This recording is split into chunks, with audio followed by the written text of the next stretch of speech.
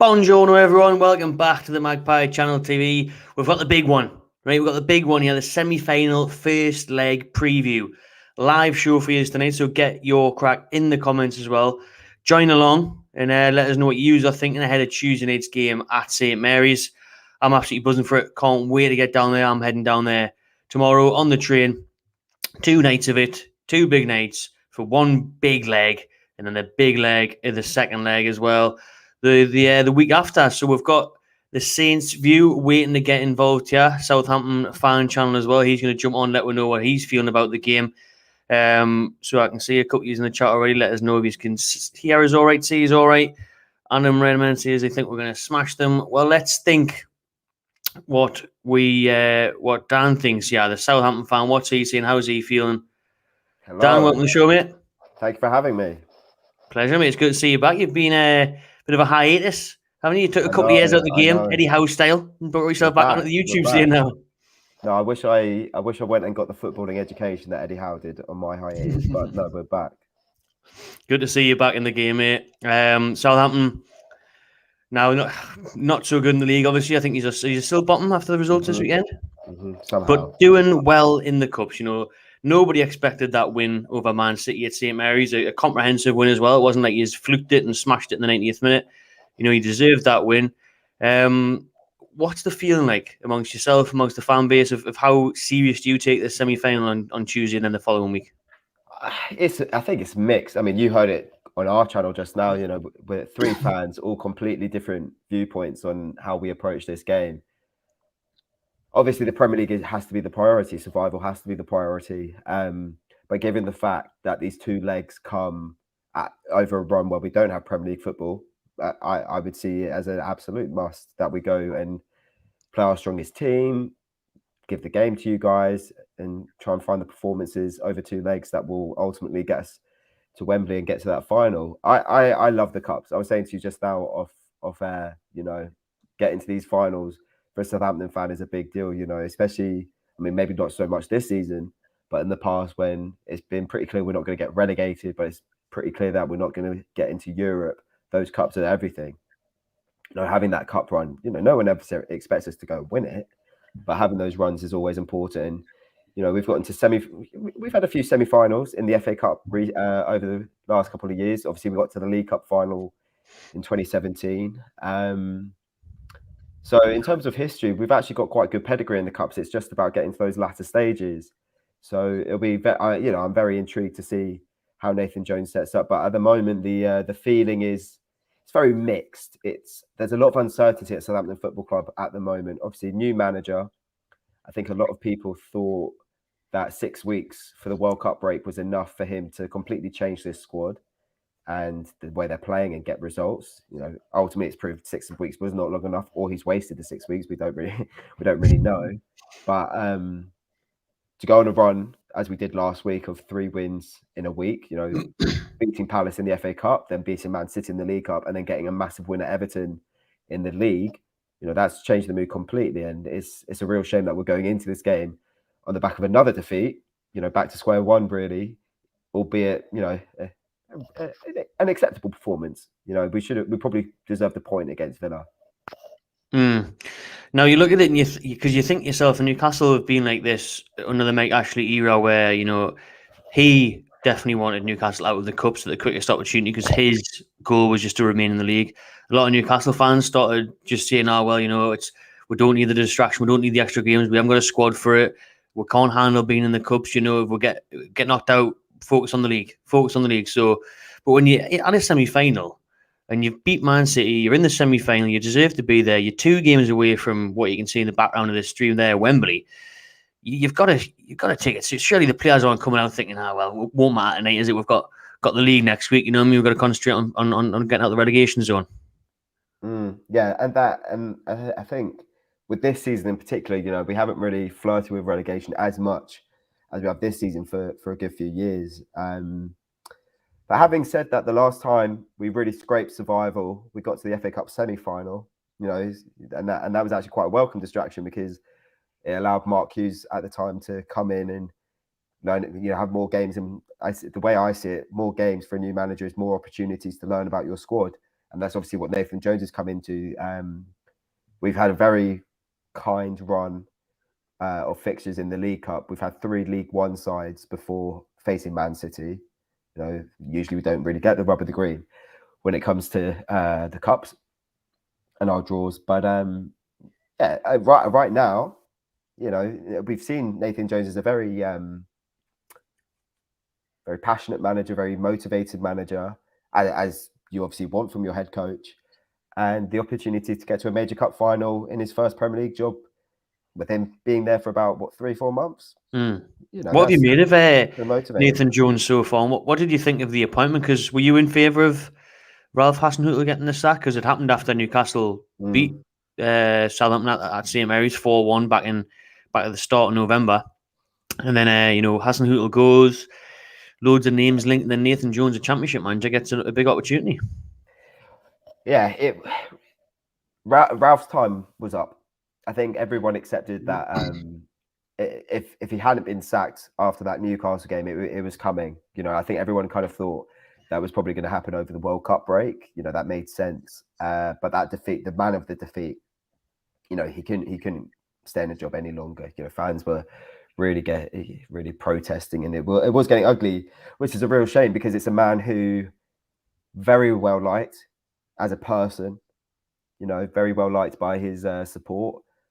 There were definitely rumours, and you can kind of see it. There were a lot of murmurings about losing the dressing room, falling out with players behind the scenes. A lot of players who've left have come out about some of his lack of man management skills. Nathan Redmond in particular, you know, he went to Besiktas this summer and had a lot to say about Ralph Hasenhüttl, good and bad. And yeah, it did feel like his tenure was up. And then the next day, Nathan Jones is linked as the main candidate. You know, it was a very quick process. You know, prior to Ralph Hasenhüttl's sackings, a lot of names had been linked, but it was all kind of casual paper talk until he actually does get the sack. And then for the first time ever, Nathan Jones is apparently becoming the new Southampton manager because that's the first choice. I think you will struggle to find a Southampton fan who was confident in that appointment at the time. On paper, it does fit the ethos of these new owners. In fairness, you know, we have recruited from the Championship. We've recruited young, hungry managers who have a reputation for playing young players. You know, maybe not so much Nathan Jones has that reputation because the young players he was playing at Luton, you know, that was in League One, and now they've developed into seasoned Championship pros. But yeah, it doesn't really appease the fan base when your relegation rivals are going to get, you know, an ex-Real Madrid manager, or, you know, the names West Ham have been linked with if you know, they sack Moyes, or who else? You know, Everton have been linked with some big names, and we're going for a Championship Manager of the Year 2022. Does it worry you? Does it worry you and the fans that the new owners are maybe preparing for life in the Championship by getting in Nathan Jones? I think all of that is absolute rubbish. I don't think you can. I don't think you can prepare for life in the Championship. Not at this point, anyway. We've got Rasmus Ankersen, who is kind of heading all the operations, and he was the man behind all the Moneyball tactics at Brentford. So he's had success, albeit not really in the Premier League, but he has had success, and he's a footballing man, and he knows what to do. Well, at least I'd like to think so, to be honest, mate. You know, you have to have some hope. He's had a few games, hasn't he? I've seen him in his press conferences saying, you know, well, I've changed the style of play a couple of times in that one match. I changed it 3 times there. What was it? You were saying on the Saints View before that Ward-Prowse has been playing in number 10 role lately, and that's obviously he's been chipping in with a couple of goals. So is that where the new outlet's going to come from if you don't get a striker in January? That JWP's going to have to play further up the field and chip in with more goals to save you? Well, that's what he did last season. He didn't play further up the pitch, but he chipped in with the goals that ultimately kept us in the Premier League when we should have been home and dry a lot sooner than we were. Nathan Jones's favourite word, I believe, he's got a few. He's got a few sayings we've already noticed, some good, some bad. But flexibility, excuse bingo is exactly what it is. But flexibility is one word that he's been using a lot. He wants his side to be flexible, and you can see it. Like, fair play, he's saying that, and you can see it. Has it worked? Personally, I'm not convinced yet. The thing with Nathan Jones is, and I completely sympathise. You know, that week of 3 wins in a row completely saved him, because when we lost to Nottingham Forest, there was already getting sacked in the mornings. And how many games did he manage by then? I think that was his 5th game, 6th game. And it's hard. You know, it felt like he was out of his depth, but I think the manner in which some fans protested about the appointment was unnecessary. And it's again that typical argument: who do you get to replace him? Who comes in? You know. So he's now gone and won 3 games in a row. Obviously, the Villa game was a step back, which is obviously very frustrating. But to beat Manchester City and to beat it in the way we did, you know, I think we were the first team to hold them to 0 shots on target since April 2018, which is, you know, a huge statement. So we're still learning. We're still learning about this Nathan Jones side. He's definitely made us more organised at the back, even though we're not really keeping the clean sheets yet. We definitely look a lot more assertive at the back. Now he's just got to find a solution to scoring goals. And if we can't get the striker in January, then yeah, he's going to have to rely on James Ward-Prowse to chip in with goals. Now, the last Premier League team to score against Newcastle United was Southampton in that game at the start of November. Who was it that scored again? Was it, what's he called again? Pereira, left back. Yeah, the left back pro. So, you know, you've got that where you know you have beaten Nick Pope. Well, not many teams can say they've done that, especially of late. You know, 6 clean sheets in a row for Nick Pope. Do you think you can score again on Tuesday? Do you think you can get a result on Tuesday? I mean, we're getting to score predictions at the end of the video, but just quickly on that, you know, Southampton are the last team to score against Newcastle from the Premier League. Yeah, I think for me, the confidence comes from the fact it's a different competition. I think for whatever reason, you put your Premier League hat on, it's a different ball game. I know it's 2 Premier League sides going up against each other, but I am confident. I really hope that our fans kind of show up for the occasion. I haven't looked at ticket sales, but I'd like to think it'll be a sellout on Tuesday night, and I do hope that the fans get behind the team, because it's a massive occasion. You know, playing in a semi-final at home. I would have loved, obviously, to have had the home leg second, as anyone would. How big do you think that is? How big of a thing do you think that is? I think it depends on the opposition, and the problem. The only team out of the 4 left that I feel as though it wouldn't really make a difference are either us, because we're not notorious for atmosphere, and Man United, because again their home atmosphere isn't great. I think Forest and Newcastle going there in a second leg, regardless of, even if you're winning on aggregate, I think going there is incredibly worrying and frightening. And you know, this is a massive deal for Newcastle. We were talking. I mean, you'll know better than me, but cup finals and cup semi-finals have been a rarity for Newcastle United. So it's going to be a massive occasion, even if you guys are, I don't know, 2 goals down on aggregate, let's say. So it's a massive worry. It's a massive concern. And that's why we were saying on our channel, realistically, if we've got any sort of hope of getting through, really, we want to be 2 goals up on aggregate at least, and we don't really see that happening. Yeah, well, you're right. I mean, it's nearly 20 years since Newcastle have been in a semi-final of any competition. So it's a long way, but unlike us, you know, Southampton do have a bit of a pedigree of getting to the latter stages of tournaments. You were talking before, you know, it was only 6 years ago that you were in the Carabao Cup final against Man United, and as you were saying off air, you know, you were wrong. You felt harsh done by because there was no VAR back then. Yeah, well, and that was also a season where we played the second leg away and got through. You know, and that was Liverpool going to Anfield, no easy feat, and we won 1-0 with both games. So, you know, from my perspective, obviously, completely different size, completely different managers at the time. But as fans, we have to take some sort of, you know, motivation from that we have seen our football club relatively recently do it in the way that we're going to have to do it, which is by getting a result in the first leg and hoping that we can manage the crowd in the second. It's going to be an interesting one. Tuesday night then. How did you see that Nathan Jones is going to put out his strongest side? I mean, what can we expect? Do you think he's going to go all guns blazing that first leg, try and get that aggregate lead at St James's Park? He's going to have to. He's absolutely he cannot go conservative in this game. He's going to have to be smart, and I think he has shown, I should say, good signs of a good footballing brain. I think he understands the game very well. Obviously, you have to at this level, but he is he is also still learning how to adapt to the Premier League and Premier League side. So maybe the fact, I don't know, it's a mentality thing that this is a different competition. Maybe that does help. But he's going to have to play his strongest side. What that looks like right now, we don't really know. We've got 2 new signings. One who we know a lot about in Mislav Orsic, and one we know nothing about in Carlos Alcaraz, who's come from Racing Club in Argentina. So I think you ask a lot of Saints fans, they want to see Orsic now because he is one of the, given the fact that he scored a hat-trick against Spurs in I think it's the Europa League. He scored against West Ham in the Europa League or the Conference League.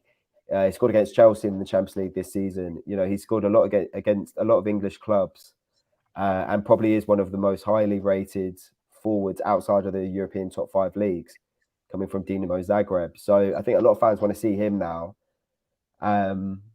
because he seems like a good source of goals on paper. So he's going to have to play a strongest side. Like I say, what that looks like. He's been flexible. So again, I could not tell you with confidence whether he's going to play a back 4 or a back 5. Played a back 5 against Man City and looked excellent. So maybe that's the way to go. I think he'll be very aware of the fact that Newcastle haven't been scoring many goals of late and haven't been conceding goals either. So, that he's going to have to go all guns blazing really for that aggregate lead. And then, even with a 1-0 lead, that's obviously something to hold on to, and then you can manage the game away from home. But I do feel we have to go into that second leg with a victory, even a draw. If we're level on aggregate, I just can't see how we're getting to Wembley realistically. We haven't won at St James's Park since I think the 2014-15 season. We're not good travellers at St James's traditionally. So yeah, he's going to have to go all guns blazing and play whatever he believes to be his strongest side. Because we look on Tuesday night, and you think, are Saints fans getting carried away as well in terms of looking towards the final? Because a lot of Newcastle fans are already, booking their transport to London, booking hotels next to Wembley for the final. Loads of us, including myself, I've done it. I did it before the Leicester game, to be honest with you. So not to disrespect Southampton either, because we've got to turn up on the night, because look at what happened to Manchester City in the last round. So is the confidence amongst the Saints just as much as there is against the Magpies? No? Confidence and Southampton do not go in the same sentence. We're a very pessimistic bunch. I don't know. It's one of those where, I mean, for me personally, I think it's completely done. Even if we're playing Forest, I think everyone would be incredibly worried, and well, on paper, we're the worst team out of the 4 at the moment because we're bottom of the Premier League. But there's no advance booking to save the extra bit of money. There's none of that. There never is. I'll be honest with you. There never is. I don't remember anyone doing that back in 2017. I think everyone expected us to get knocked out because it was Liverpool. But you are close enough, I suppose. You were only an hour away from. Yeah, I was going to say it's an hour and a half on the train, so it's not a massive trek. Anyway, people probably won't be staying up there, but no, I think there's confidence that we can go and win this first leg. There has to be belief, but there's never going to be any of the extra bookings of trains or in advance. Nothing like that. Us Geordies are just mental, man. We're mental. But before we get into the score predictions, Dan, let's just go back a couple of years, because I want to talk about how when we first started YouTube a few years ago, you did as well. Before you took your 1 or 2 years break, whatever it was. Sure. We were both on the same wavelength. Both 2 teams fighting relegation every year. You were probably a bit higher up than us, to be fair. You had a good patch, I think we were close, very close. So, I mean, you look now, and obviously you've got new owners, we've got new owners, obviously on a different level. But what have you made of the turnaround from when we first started doing previews on YouTube and I'm like Ashley? And I mean, you never see me smile, to be honest, mate. When the amount of times we've done previews, you probably never see me smile. We were a pessimistic bunch on the Magpie channel back in the day. Do you know what I mean? So, what do you think of the turnaround from Eddie Howe? And does he get enough credit, or are you on the thing where people are saying, "Oh, it's just the money," or how you see it?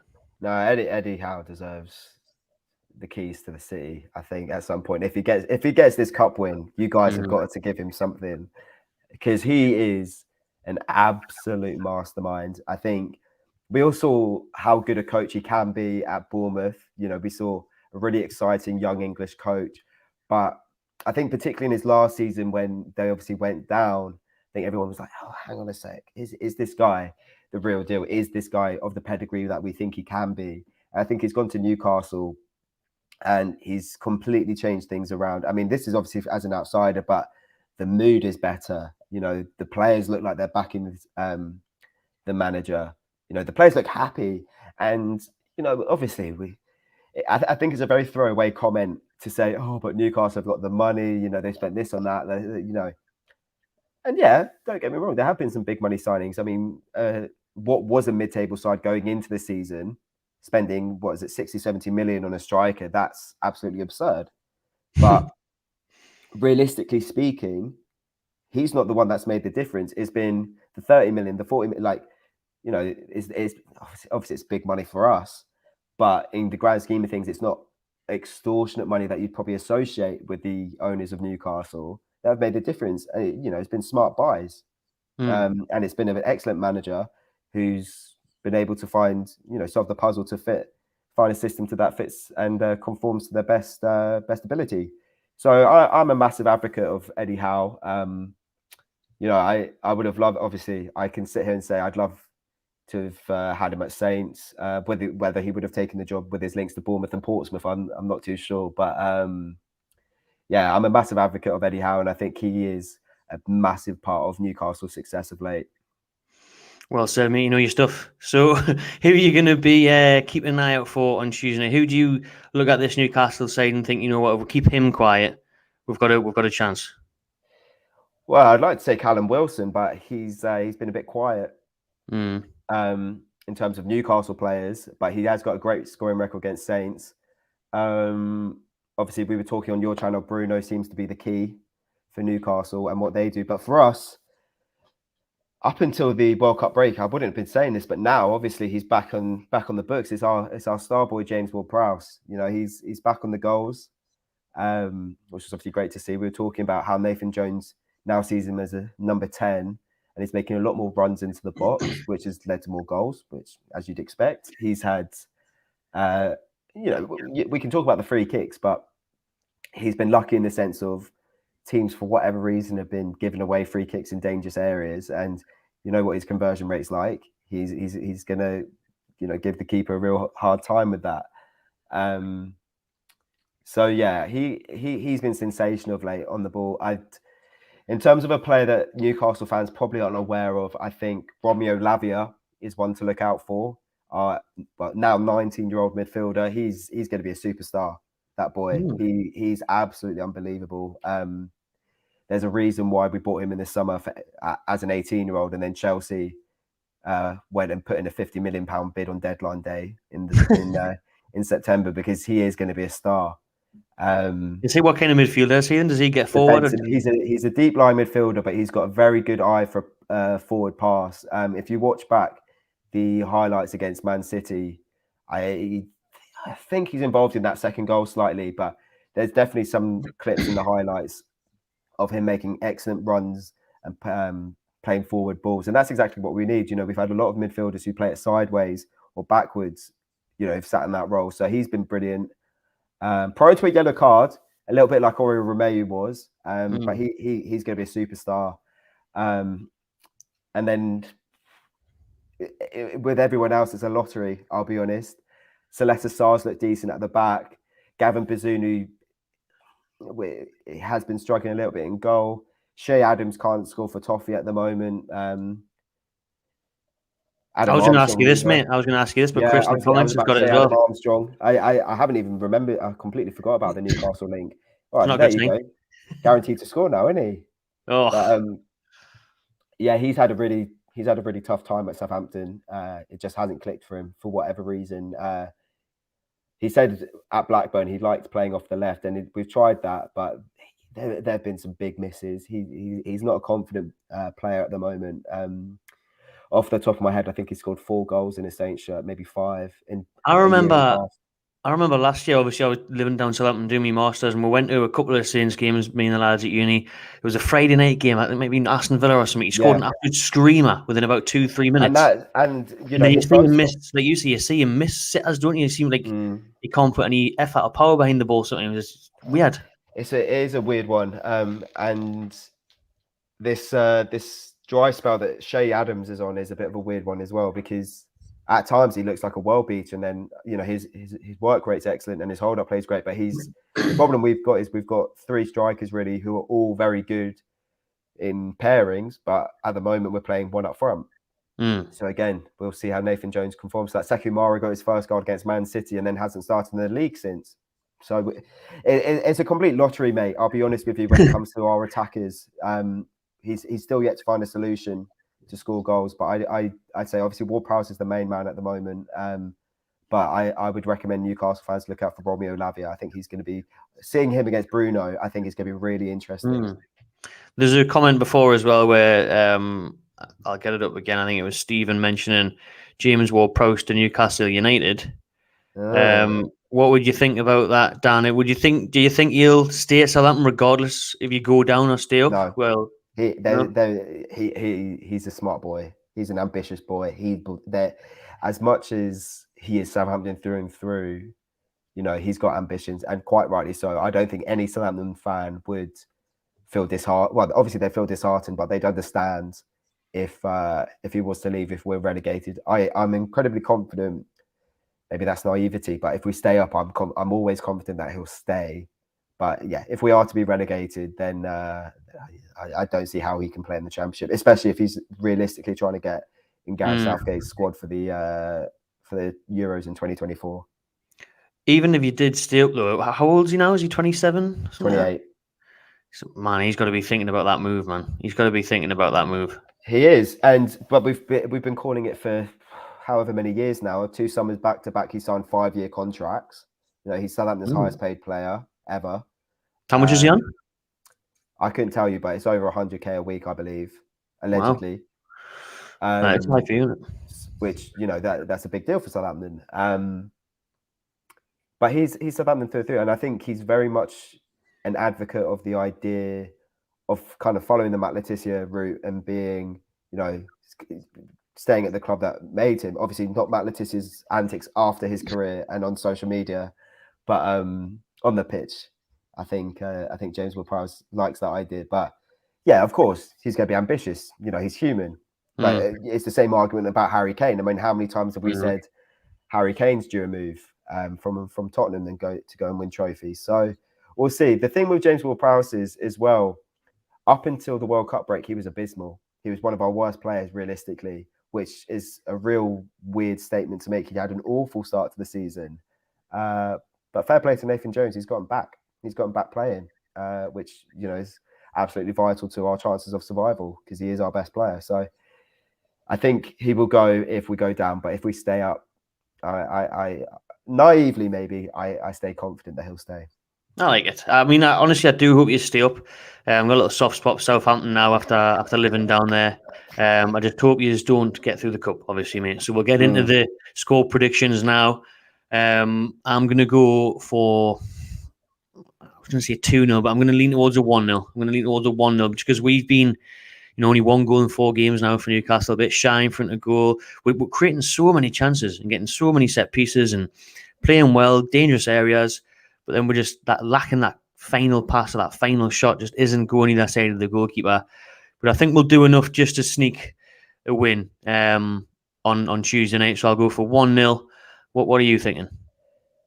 I said on my channel 1-0 Saints, and that's probably more of a heart prediction. I'm going to go heart 1-0, head 1 each. I could see 1 each, I could honestly see 1. I think it's going to be very close. I think any Newcastle fans thinking that they're going to batter us are naive. I don't think it will be. No. And I don't mean that in terms of a scoreline. I mean that on the pitch as well. I think it's going to be a very close game.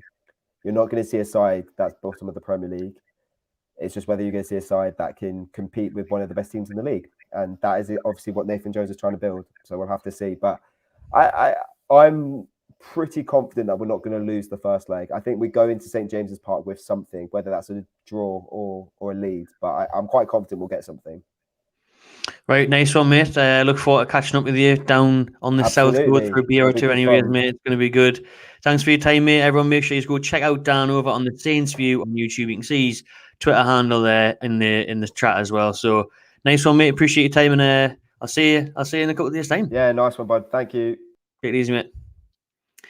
Right then, that was Dan from the Saints View. Big up him, and thanks for his input there. So he's feeling pretty good, isn't he? Really getting into this game. He's feeling, that it's going to be a close game. They're going to come with fight, battle, because obviously last time we did play the Saints at St Mary's, it was 4-1, but that was very different. They've got that Nathan Jones now. It's a cup competition. They beat Man City in the last round, so I don't think it's going to be easy, but I'm also confident. I think we will go there. I don't think we'll get beaten. I think that's the main thing, to be honest with you. I wouldn't even be that arsed if it was a 1-1, because I'd be very confident of going to St James's Park for the second leg and beating them 2-3-0. So I think, just avoid defeat. But obviously we won't go there with that mentality. Definitely not. We won't go there with that attitude. We go there, yes, we just drew with Palace, but we should go there on a high. We should go there unbeaten in 15 games, third in the league. They're 20th in the league. But again, cup competitions takes out the window a little bit.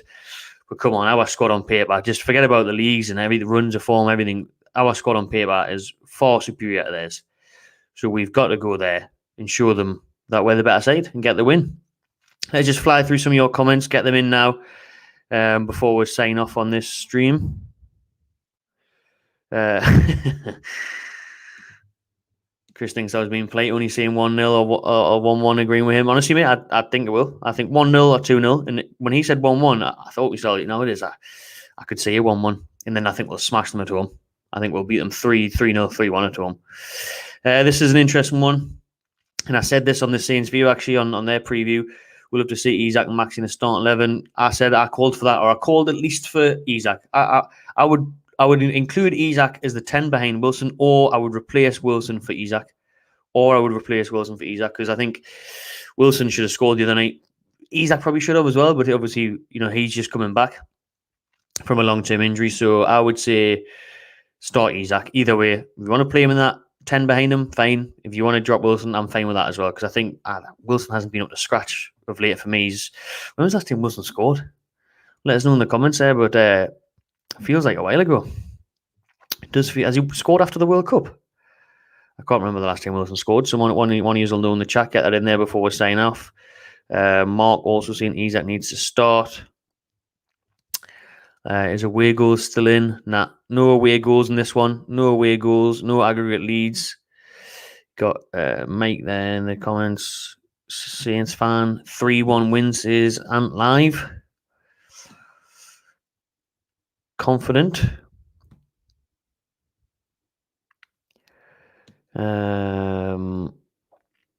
I dropped Wilson. He's a kick with the backside. Says Frank. Kind of similar to what I was saying. 2-0 says Robert Lee. Ian's in there. Shout out Ian, who's a member of the channel. Big up Andy for that one. Not supporting Newcastle, but loving the channel. Appreciate the support, mate. Yeah, let's see if there's any couple more new comments, and then we'll sign out for this Sunday evening. Bet you paint 2-0 Isak both. That's a good bet, to be fair. That's a good bet, but I'll bet you 1-0 Isak for a paint then. Wilson looks tired and fatigued. He does, like, to be fair, he does. Doesn't quite look up the scratch, like, does he? 3-0 Toon, says Jackie. 1-0 away, says Paul. Then 2-0 at home. Cheers for that comment, mate. Appreciate it. That would be class, to be fair. Look, clean sheets, you wouldn't put that past Nick Pope, would you? A clean sheet in both ties. Definitely wouldn't put that past Pope. So I'm gonna say the same. I'm gonna go 1-0 on Tuesday night and 3-0 in the second leg. Or maybe 3-1, because they'll have to go for it in the second leg a lot more. But the focus has to be on Tuesday, first of all, before we even think about the second leg, even though me and many other Toon fans have already booked their tickets to Wembley. So we'll try not get carried away, even though it's a bit too late for that one. But yeah, buzzing for Tuesday. Buzzing to get down there. Southampton away. Really looking forward to it. Really hope that the lads turn up. We can get the job done. Just celebrate a goal. Last time I was at St Mary's I wasn't there for the 4-1 in November. I was there for the, was it 2-0, 2-1 last year? Bruno's goal, Chris Wood. Cheers, Woody. That was the best thing he ever did, that header. But looking forward to Southampton Tuesday night. Stay tuned to the channel. There's going to be loads of videos coming over the next couple of days while I'm down there. We're going to have the train to Southampton tomorrow morning. Bit of a chat in Central Station before we get down there. We'll do a vlog when we're there tomorrow. Travel down vlog and the hotel vlog like we used to. I haven't done one of them in a while. It feels like ages. Remember, me and Keg used to go back and do them on the West Brom in the FA Cup, that haunted hotel we stayed in. So we'll bring some of that back. I'm going out with a couple of lads from uni tomorrow night, so we'll be speaking to some Southampton fans as well. So they'll be on the vlog, their score predictions, how they're feeling. And then Wednesday, we'll be at St. Mary's doing some bits. I'm on BBC Radio Newcastle on Tuesday. Why do I keep saying Wednesday? BBC Radio Newcastle on Tuesday morning, 8:05 in the morning. Check that out. And I'll be on Sky Sports from 4 p.m. on Tuesday afternoon outside St. Mary's as well. So loads happening, loads on the Magpie channel. Thanks for the support. Like this video, subscribe, and I'll see you on the next one.